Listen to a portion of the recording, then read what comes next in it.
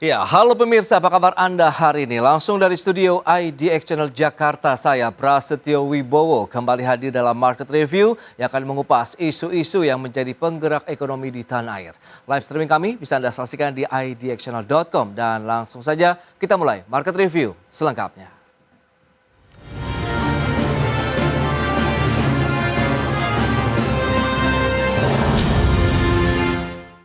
Pemerintah berencana memberikan porsi penambahan pembangkit listrik hingga 60% kepada pengembang listrik swasta atau IPP, di mana kebijakan tersebut tertuang dalam rencana usaha penyediaan tenaga listrik atau RUPTL PLN tahun 2025 hingga 2034.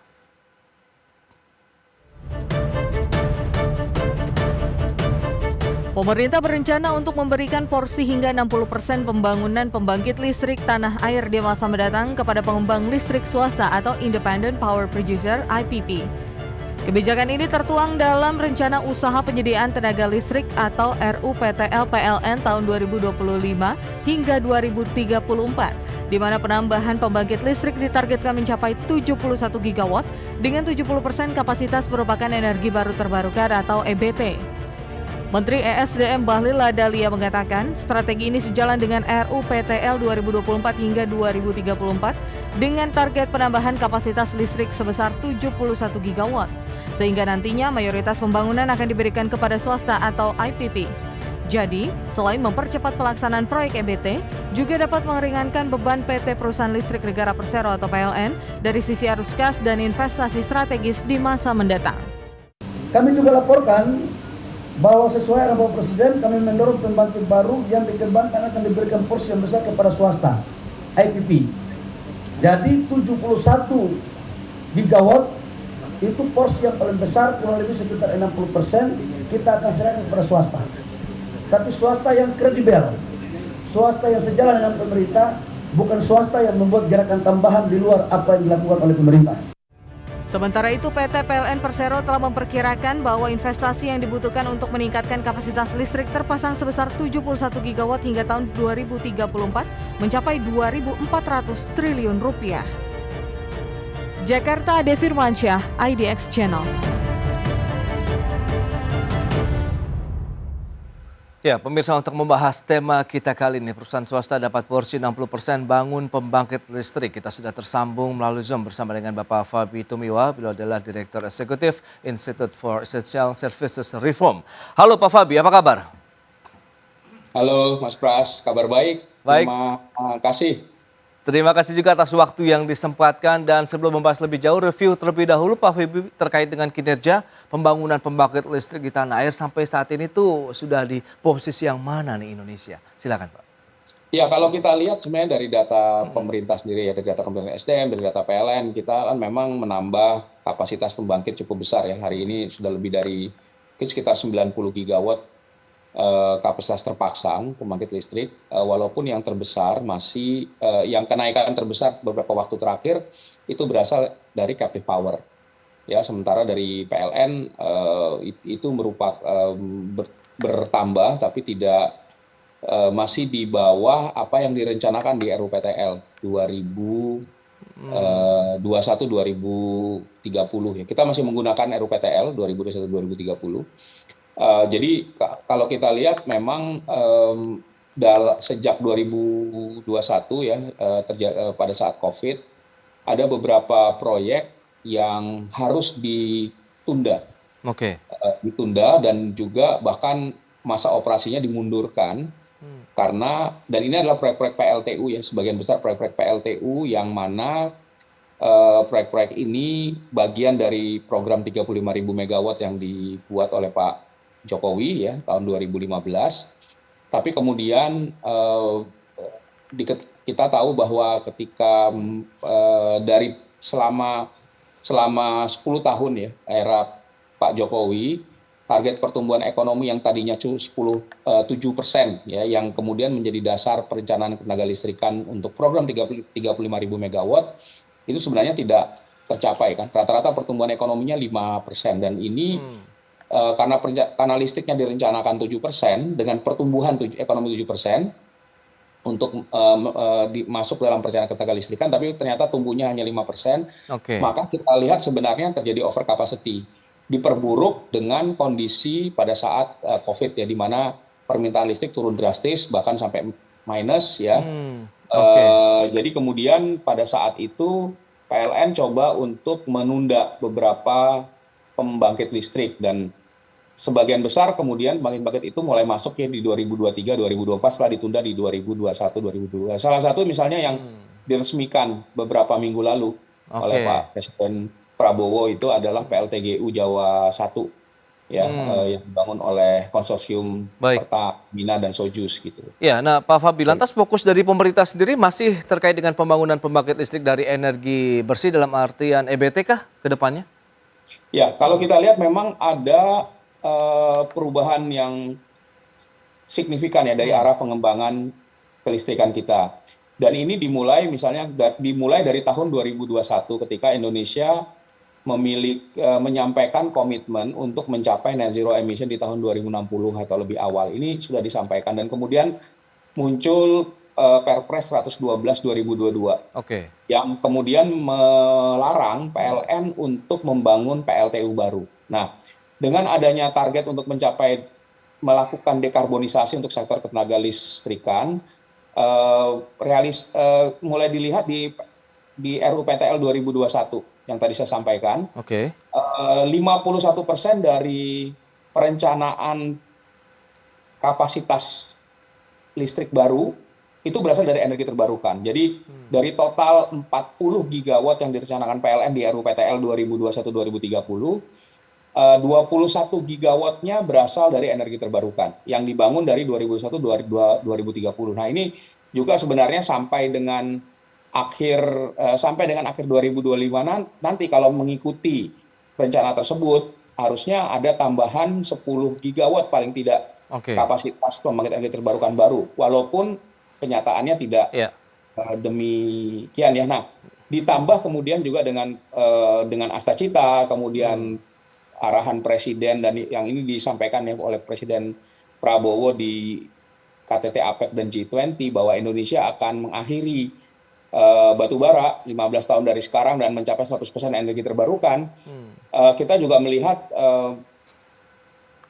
komitmen untuk mencapai net zero itu sebenarnya sudah lebih perkuat, dan kalau di wacana yang disampaikan adalah dalam RUPTL yang akan disusun nanti akan memperbesar porsi energi terbarukan ya.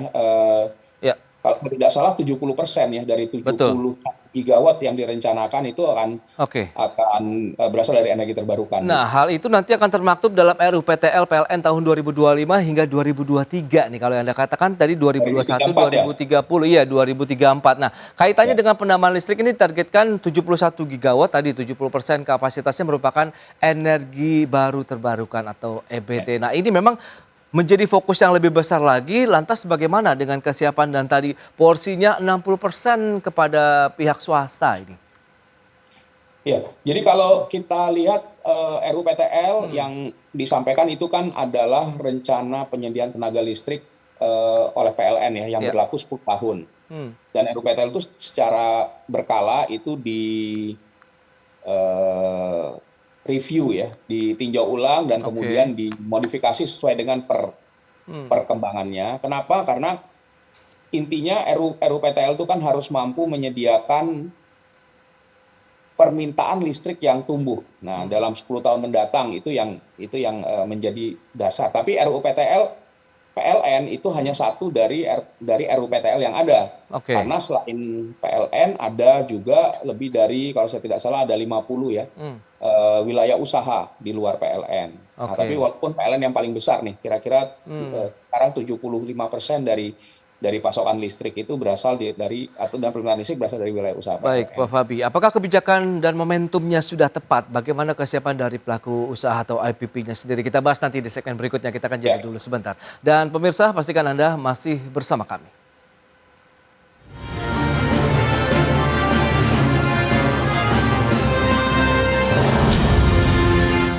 Ya, pemirsa, pemerintah memiliki target ambisius untuk melakukan transisi menuju energi baru dan terbarukan. Namun sayangnya, meski memiliki potensi yang sangat besar, namun pemanfaatan energi baru terbarukan di Indonesia masih relatif rendah.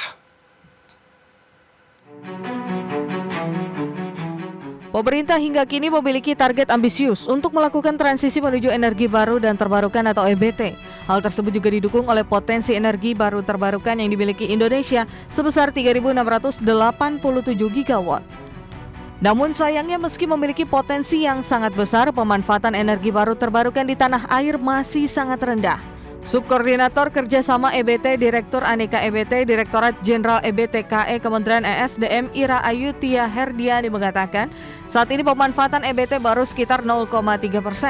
Sementara capaian bauran energi untuk EBT pada kuartal 3 2024 baru di angka 13,3%.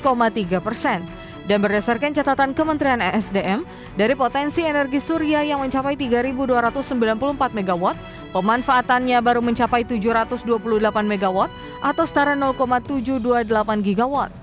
Sedangkan pemanfaatan energi hidro baru mencapai 6.698 MW atau setara dengan 6,69 GW dari potensi energi hidro yang sebesar 95 GW. Memiliki potensi yang sangat besar untuk energi terbarukan, dan potensinya bisa mencapai lebih dari 3.000 gigawatt, di mana memang kontribusinya paling besar adalah energi surya yang juga mencapai lebih dari 3.200 gigawatt, kemudian disusul dengan energi angin, hidro, laut, bioenergi dan juga panas bumi. Dan pemanfaatannya saat ini memang masih, jika dibandingkan dengan potensinya ya, karena potensinya ini memang sangat besar, pemanfaatannya memang baru 0,3%.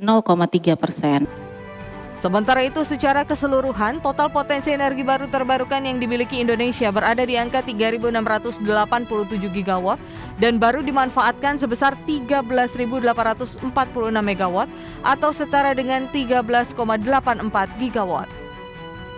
Jakarta, Tim Liputan IDX Channel.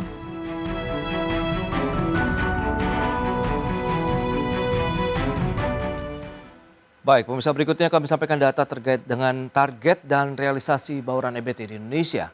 Ya, selengkapnya bisa Anda saksikan di layar televisi Anda bagaimana dengan target dan realisasi bauran energi terbarukan di Indonesia. Ya, dari rentang 2020 sampai dengan 2024 kita lihat target-targetnya yang selama ini dicanangkan oleh pemerintah sendiri, sementara realisasinya ini ya bisa dikatakan jarang menyentuh target yang ditetapkan begitu ya. Di 2023 13,1%, targetnya 17,9%, kemudian realisasinya di 13,1%, sementara di tahun 2024 14,1%, sementara targetnya di 19,5%. Berikutnya kita akan cermati dari sisi potensi dan pemanfaatan energi baru terbarukan. Ada surya atau matahari, kemudian gelombang laut, angin, bioenergi, kemudian air dan panas bumi. Ini dia beberapa potensi dari energi bersih begitu yang bisa dimanfaatkan oleh Indonesia. Baik, kita lanjutkan kembali perbincangan bersama dengan Bapak Fabi Tumiwa, Direktur Eksekutif IESR. Baik, Pak Fabi, kita akan lanjutkan kembali. Tadi bisa dijelaskan seperti apa sih kalau kita bicara mengenai tantangan terbesar dari penerapan atau pemanfaatan dari energi terbarukan Indonesia? Sejauh ini tadi 0,3% begitu, Pak?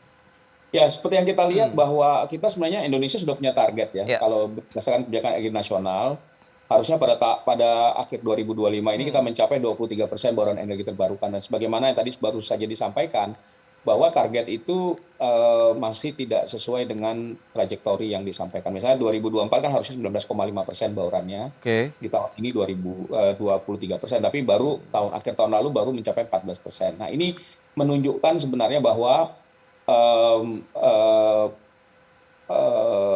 penambahan kapasitas pembangkit energi terbarukan kita jauh di bawah perencanaan yang ada. Nah, ini yang perlu menjadi evaluasi sebenarnya. Kalau saya lihat memang persoalan utamanya itu karena minim justru investasi dari swasta ya, yang diharapkan bisa membiayai pembangunan infrastruktur energi terbarukan ya, baik itu pembangkit maupun storage misalnya ya, itu yang saya masukkan. Dan kalau kita lihat di dalam beberapa tahun terakhir investasi untuk energi terbarukannya juga tidak pernah mencapai target. Jadi selain setiap tahun pemerintah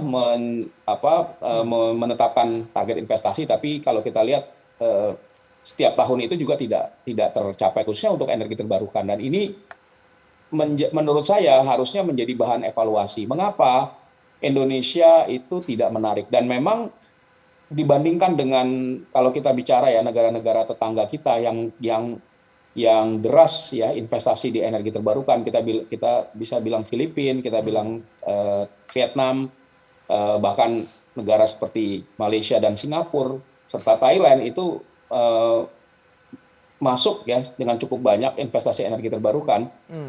Indonesia relatif tertinggal. Nah, saya lihat ini tantangan yang akar masalahnya harus dipelajari ya dan menjadi bahan evaluasi, sehingga kalau kita tadi ingin ya di RUPTL itu 60% investasinya berasal dari investasi swasta, maka kuncinya adalah kita harus memperbaiki iklim investasi energi terbarukan.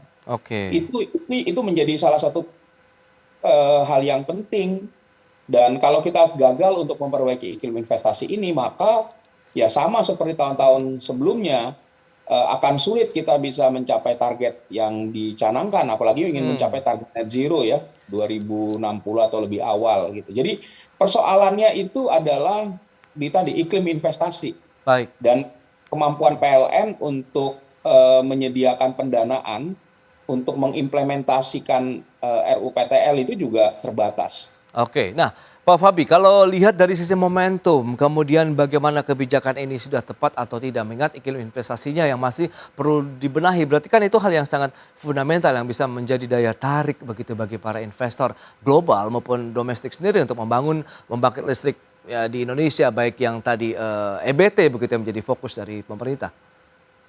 Ya kita memang kalau kita lihat ya, ini saya mengacu kepada investment climate dan kira-kira tantangan apa saja sih yang dihadapi oleh Indonesia. Yang pertama tentunya persepsi yang sangat kuat di investor kita itu mengenai kebijakan dan regulasi yang tidak pasti. Gitu ya. Ini makro yang menurut saya, tapi investor juga lihat itu ya. Regulasi-regulasi kita itu tidak justru meningkatkan risiko investasi, karena risiko investasi meningkat, dan dengan struktur tenaga listrikan kita hari ini, karena semuanya itu harus dibeli oleh PLN. Kalau kita bicara RUPTL kan listriknya harus dibeli oleh PLN ya. Jadi kesehatan keuangan PLN juga menjadi penting. Nah ini membuat proyek-proyek itu tidak bankable. Yang kedua itu sebenarnya juga dari ekosistem PLN sendiri, di mana kalau kita lihat PLN tidak melakukan atau belum bisa melakukan pelelangan secara terjadwal dan berkala. Ya, jadi misalnya kalau kita lihat ya, saya ambil ilustrasi misalnya dari RUPTL 2021-2030 sampai dengan 2025. Itu harus ada terbangun kira-kira 10 gigawatt ya, dan ini untuk mencapai target yang 23%. Artinya setiap tahun sebenarnya PLN itu harus melakukan lelang pembangkit energi terbarukan antara 2 sampai 3 giga. Karena kalau ingin membangun sampai 2025, maka proyek itu sudah harus dilelang, sudah harus dipersiapkan, dibangun, sehingga nanti pada saat waktunya dia COD ya itu sudah bisa. Nah, tidak mungkin kan kalau kita mau ada tambahan kapasitas baru, misalkan 10 giga di tahun 2025, kita baru lelangnya di tahun 2024 atau tahun 2025 gitu. Nah, ini harus dilakukan secara terjadwal. Nah, saya bisa bayangkan dengan RUPTL yang baru, 70 giga yang mau dibangun, 71 giga, 70%-nya dari energi terbarukan karena sisanya dari gas ya. Itu artinya setiap tahun PLN harus bisa melelang 3 sampai 4 gigawatt. Dan ini terjadwal, harus berkala. Ya, mungkin dalam 1 tahun harus 2-3 kali harus dilelang. Kemudian setelah lelang apa? PPA. Ini nggak boleh lama-lama. Sementara kita lihat misalnya di kasus beberapa pembangkit PLN, PPA tuh makan waktu bisa sampai 1,5, 2 tahun, 3 tahun, gitu ya. Panas bumi sudah proses lelangnya panjang, PPA-nya Oke. pun panjang gitu, bisa Hmm. bertahun-tahun. Nah, Ya, ini ya. jadi kan saya yang kedua nih faktor untuk memperkuat ekosistem di PLN-nya sendiri. PLN Baik. melakukan pelang, PPA-nya harus bagus, dan yang ketiga tentunya tadi secara yang harus lagi dilihat ya itu adalah Ya, ya. em, insentif dan harga menurut saya. Oke. Kebanyakan Baik, dari Pak Fabi. investor ini sebenarnya nggak terlalu butuh banyak-banyak insentif sih, tapi Hmm. kepastian. Nah, Iya. kalau Baik. kita lihat untuk Pak Fabi. beberapa proyek yang beresiko tinggi perlu ada insentif dari Ya, pemerintah. kita akan lihat seperti apa sih pola kerjasama yang ideal berarti antara pihak swasta dan pemerintah ya dalam pengembangan energi terbarukan Indonesia. Tapi tahan dulu jawabannya, kita bahas lagi nanti di segmen berikutnya Pak Fabi. Dan pemirsa, kami masih akan segera kembali usai pariwara berikut ini.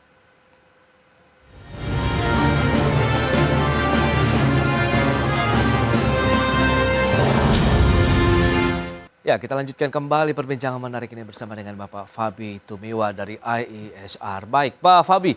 Nah, bicara mengenai pola kerjasama, begitu kalau yang menurut Anda yang paling ideal sehingga pihak swastanya juga merasa diuntungkan, ada kepastian berusaha sementara di satu sisi pemerintah bisa memenuhi targetnya nih untuk pembangunan pembangkit listrik EBT, memenuhi kebutuhan ketenaga listrikan di Indonesia, Pak Fabi. Ya, jadi menurut saya memang partisipasi swasta itu sesuatu yang tidak bisa dihindarkan. Oke. Dan justru menurut saya kalau kita ingin berhasil mengeksekusi rencana, ini menjadi bagian yang penting. Ya, kalau kita lihat saja tadi kebutuhan investasi ya, RUPTL itu kalau saya tidak salah untuk 2025-2034 diperkirakan membutuhkan pendanaan kira-kira 1.100 triliun. Oke. Di mana 400 triliunnya itu untuk transmisi dan distribusi, kemudian 700 triliun untuk pembangkit. Nah, kalau kita lihat saja, kita lihat dari kebutuhan itu ya, 110 triliun, 1.100 triliun, berarti setiap tahunnya kalau kita pukul rata, itu harus ada dana antara 100 sampai 120 triliun. Nah, kita lihat saja ada kemampuan PLN untuk menyediakan equity. Selama ini kalau dari hasil pengamatan saya, kemampuan PLN untuk menyediakan equity itu paling 30% dari kebutuhan dana per tahunnya. Nah, sementara PLN kan harus membangun, yang penting adalah membangun transmisi. Iya. Gitu ya. Justru PLN ini harus bangun transmisi. Kenapa? Karena transmisi itu ya satu memang dikuasai oleh PLN. Yang kedua, karena transmisi ini backbone yang penting ya untuk menyalurkan tenaga listrik. Kalau nggak ada transmisi, nggak bisa listrik disalurkan ke pusat beban. Dan selain daripada itu, kalau kita lihat transmisi ini memang dari sisi bisnis tidak terlalu menguntungkan. Rate of return-nya kecil sekali. Sehingga itu dikerjakan oleh PLN. Kalau swasta dikasih dengan rate of return hari yang diterima oleh PLN hari ini itu di bawah 3%, saya kira nggak akan ada swasta yang mau bangun. Jadi memang ini harus dibangun oleh PLN, tapi harus disadari juga bahwa ini bukan bisnis yang menguntungkan. Jadi sebagian besar pembiayaan PLN akan dialokasikan untuk membangun transmisi dan distribusi tadi yang nggak akan dibangun oleh swasta dan tidak bisa juga dibangun oleh swasta. Nah, sisanya ada untuk pembangkitan. Nah, kalau kita lihat 700 triliun dari pembangkitan, saya duga mungkin PLN hanya bisa ambil dari 700 triliun itu mungkin 10-15% dari biaya itu ya, dari investasi itu. Sisanya berarti kan harus ada yang lain yang mengambil porsi. Nah, itu siapa? Nah, itu di luar PLN, bisa BUMN lain atau swasta, IPP ya. Mereka yang bisa mengambil porsi. Nah, sekarang yang saya kira menjadi penting, bagaimana agar pemerintah bisa mendorong lewat kebijakan dan regulasinya dengan reformasi di internal PLN, bisa memastikan agar ketika nanti PLN melakukan pelelangan, ada yang masuk, ada yang kemudian menawar proyek itu. Jadi kalau ada kasus dia di mana tahun lalu PLN udah buka lelang, itu nggak ada yang masuk. Nggak ada yang menawar gitu, atau menyerahkan dokumen bidding. Nah, ini kenapa? Kan ini sebenarnya menunjukkan bahwa mungkin ya dianggap proyek yang ditawarkan tidak menarik. Ya, bahkan kalau kita lihat di dieselisasi ya yang sudah direncanakan dari tahun 2021 ya. Itu kan baru itu lelang 2 kali, kalau saya tidak salah ya, baru kemudian didapatkan pemenangan, yang menang ya ada 2 perusahaan, tapi hari ini pun PPA-nya kalau tahu saya belum ditandatangani itu karena masih menunggu persetujuan dari Menteri SDM. Nah, ini hal-hal yang menurut saya itu dia. Tapi menjadi tantangan ke depan, dan menurut saya sih peta permasalahannya sudah diketahui dengan baik, tinggal solusi ya, yang membutuhkan. Eksekusinya bagaimana menurut Anda? Kira-kira bisa memecahkan bottleneck tadi kalau kita bicara berarti insentif ataupun bagi hasil yang diharapkan dari keterlibatan swasta tadi kalau kita bicara mengenai dukungan dana yang mungkin bisa menjadi daya dukung juga untuk pembangunan pembangkit listrik EBT kita, Pak Fabi? Kalau saya 3 hal ya menurut saya yang harus segera dibenahi dalam jangka pendek. Yang pertama, benahi semua regulasi yang menghambat tadi. Ya, misalnya tarif yang sekarang diatur dengan Perpres 112 2022 menurut saya sih perlu ditinjau ulang. Karena apa? Karena kondisi hari ini suku bunga kan tinggi. Harus cek lagi apakah walaupun harga teknologi turun tapi tidak semuanya. Misalnya untuk panas bumi, untuk hidro itu cost of capitalnya tidak turun. Kalau untuk solar mungkin, untuk PLTS mungkin turun, tapi yang lain kan enggak. Nah, ini saya rasa perlu ditinjau ulang karena investor akan melihat apakah tarif yang ada di sana memenuhi margin mereka atau tidak ya. Yang kedua, menurut saya yang harus segera diperbaiki itu adalah kemampuan PLN melakukan lelang dan PPA-nya. Itu juga supaya prosesnya tidak panjang menurut saya. Dan yang ketiga, suka atau tidak suka, pemerintah harus memperbaiki tarif PLN, tarif listrik. Karena kalau kita lihat ini semua, PLN itu adalah off-taker. Jadi viability keuangan PLN itu harus ya itu dilihat oleh investor gitu kira-kira. Mereka termasuk kemampuan PLN untuk mencari pendanaan tambahan di luar kan harus nyari utang gitu loh. Kalau kita lihat sekarang dengan PLN yang debt service ratio-nya sudah tinggi, nah salah satunya memang harus menaikkan revenue PLN. Revenue dari mana? Dari tarif. Jadi menurut saya sudah saatnya pemerintah untuk melakukan reformasi tarif, harus dilihat lagi. Ya, mungkin ini bukan sesuatu yang populer, ya, tetapi kalau kita lihat tarif PLN sebenarnya sudah lama sekali nggak disesuaikan ya. Yang dinaikkan kan tarif yang pelanggan 3.300 ke atas, ya, yang R2 dan R3. Tapi yang R1 dan itu nggak pernah, bisnis B1 itu nggak pernah. Nah, hal-hal ini kalau dilakukan dengan baik menurut saya akan memperbaiki kondisi finansial PLN dan akan menyelesaikan banyak masalah sih yang selama ini meskipun kendala bisa terselesaikan dengan membuat tarif lebih rasional. Mungkin saya bilang merefleksikan biaya yang sesungguhnya gitu. Betul. Meskipun itu langkah yang cukup sulit dilakukan oleh pemerintah maupun PLN sendiri begitu ya terkait dengan tidak populis, kondisi tapi saat ini juga. Baik Pak Fabi, itu dia beberapa poin begitu ya menjadi hal yang perlu dicermati dari sisi regulasi kemudian kemampuan PLN untuk melakukan lelang dari proyek-proyek EBT kita ke depan. Baik Pak Fabi, terima kasih banyak nih atas masukan, informasi, update dan analisis yang diberikan kepada pemirsa pada hari ini. Selamat melanjutkan aktivitas Anda kembali. Salam sehat, sampai berjumpa kembali Pak Fabi. Terima kasih. Terima kasih Mas Pras. Sampai ketemu lagi.